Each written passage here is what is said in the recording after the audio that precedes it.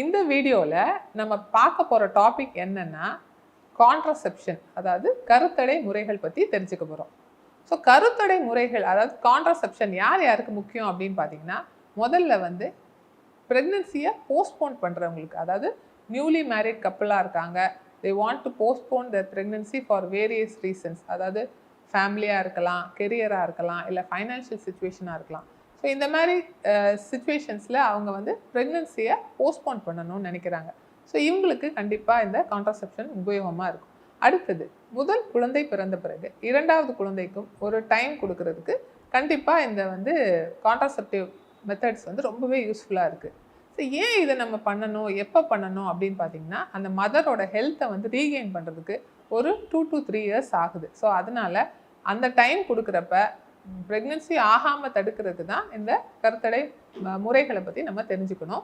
யார் யாருக்கு அது தேவை அப்படின்றத நம்ம பார்த்துட்டோம். அப்போ என்னென்ன மெத்தட்ஸ் அதில் வந்து இருக்குது அப்படின்னு பார்த்தீங்கன்னா, ஃபர்டிலிட்டி அவேர்னஸ் மெத்தட்னு ஒன்று இருக்குது. அது போக தற்காலிக முறைகள், நிரந்தர முறைகள் இருக்குது. அப்போ ஃபர்டிலிட்டி அவேர்னஸ் மெத்தட் அப்படின்றது வந்து ஒரு நேச்சுரல் மெத்தட். அதாவது நார்மலாக ஒரு பெண்ணுக்கு வந்து ஒரு 30 நாள் அந்த மென்ஸ்ட்ரல் சைக்கிள், மாதவிடாய் டைம் வந்து 30 நாளைக்கு ஒரு தடவை வருது அப்படின்னா, அவங்களுக்கு அந்த கருவுற டைம் வந்து, அந்த கருமுட்டை வெடிக்கிற டைம் வந்து பொதுவாக 14 இல்லைன்னா 15வது நாள் இருக்கும். ஸோ இதை கால்குலேட் பண்ணி அந்த 8வது நாள்லேருந்து 18வது நாள் வரைக்கும் உடலுறவு கொள்ளாமல், அதாவது இன்டர்கோர்ஸ் பண்ணாமல் தவிர்க்கலாம், இல்லைன்னா காண்டம் யூஸ் பண்ணலாம். இதனால ப்ரெக்னன்சியை நம்ம அவாய்ட் பண்ண முடியும். தற்காலிக முறைகள் பற்றி இப்போ பார்க்க போகிறோம். அதில் வந்து மேல் மெத்தட்ஸ் இருக்குது, ஃபீமேல் மெத்தட்ஸ் இருக்குது. அதில் என்ன ரொம்பவே ஒரு அட்வான்டேஜ் என்னென்னா, அது எல்லாமே ரிவர்சிபிள் கான்ட்ரசெப்ஷன், ரொம்ப எஃபெக்டிவாகவும் இருக்கும். அதாவது அந்த கான்ட்ரசெப்டிவ் முறையை நம்ம வந்து கைவிடுறப்பவே நெக்ஸ்ட் மந்த்தே கன்சீவ் ஆகிறதுக்கான சான்சஸ் வந்து அதிகமாக இருக்குது. ஸோ இதில் வந்து என்னென்ன மெத்தட்ஸ்ன்னு பார்த்தோம்னா, பேரியர் மெத்தட்ஸ் இருக்குது. அதில் வந்து காண்டம்ஸ் இருக்குது, டயஃப்ரம்ஸ் இருக்குது. மேல் யூஸ் பண்ணலாம், ஃபீமேல் யூஸ் பண்ணலாம். காண்டம்ஸ் யூஸ் பண்ணுறப்ப அது கான்ட்ரசெப்ஷன் மட்டும் இல்லாமல் ஹெச்ஐவி போன்ற தொத்து நோய்கள்லேருந்து ப்ரிவெண்ட் பண்ணவும் ரொம்பவே அது யூஸ்ஃபுல்லாக இருக்குது. இதுக்கப்புறம் ஹார்மோன்ஸ் கான்ட்ரசெப்ஷன், அதாவது ஹார்மோன்கள் யூஸ் பண்ணி வரக்கூடிய பில்ஸ், அதாவது மாத்திரைகள் இருக்கலாம், ரிங்ஸ் இருக்கலாம், இம்ப்ளான்ஸ் இருக்கலாம், இன்ஜெக்ஷன்ஸ் இருக்கலாம், பேச்சஸ் இருக்கலாம். இந்த மாதிரி நிறைய மெத்தட்ஸ் இருக்குது.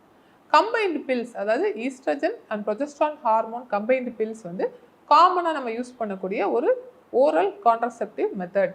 ஸோ இந்த மெத்தட் வந்து நம்ம மந்த் ஃபுல்லாக ஒரு 28 டேஸ் டேப்லெட் எடுக்கிறப்ப அந்த கரு உறுதல், ஓவுலேஷனை வந்து அது ப்ரிவெண்ட் பண்ணுது. இதன் மூலமாக ப்ரெக்னன்சி வராமல் தடுக்குது. இந்த ஹார்மோன் ரிலீஸ் பண்ணுறதுல ப்ரொஜெஸ்ட்ரான் ஹார்மோன் ரிலீஸ் பண்ணுற பேச்சஸ், இன்ஜெக்ஷன்ஸ்லாம் கொடுக்கும் போதும் இதே மாதிரி தான் அந்த ஓவுலேஷன் வராமல் அது ப்ரிவெண்ட் பண்ணுது. அதே போல் அந்த ப்ரெக்னன்சி ஃபார்ம் ஆகிறதுக்குள்ள சூழ்நிலையை அந்த கர்ப்பப்பையில் உருவாகாமல் தடுக்குது. இது தவிர என்னென்ன மெத்தட்ஸ் இருக்குன்னா, பெர்மனன்ட் மெத்தட், அதாவது நிரந்தர முறைகள்.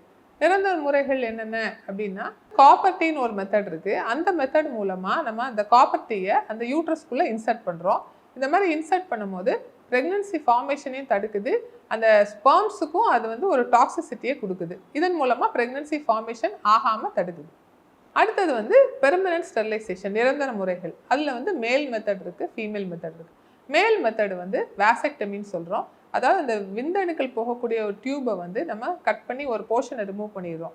அதனால 2 பக்கமும் கான்டாக்ட் இல்லாமல் போகிறனால அந்த விந்தணுக்கள் வராமல் நம்ம தடுக்க முடியும். இந்த மெத்தடில் வந்து ஒரு 3 months பேக்கப் மெத்தடாக நம்ம காண்டமும் யூஸ் பண்ணுறது நல்லது. அப்போ தான் அந்த மெத்தட் வந்து 100% ப்ரொடெக்டிவாக இருக்கும்.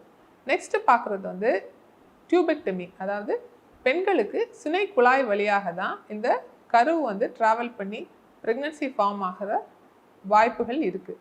அதனால் அந்த சினை குழாயை ஒரு போர்ஷன் நம்ம கட் பண்ணி எடுக்கிறப்ப, அதாவது டியூபெக்டமின்ற சர்ஜரி மூலமாக அந்த விந்தணுக்களும் அந்த சினை குழாயில் வந்து அந்த கருமுட்டையும் சேர்றதுக்கான வாய்ப்பு இல்லாமல் போயிடுது.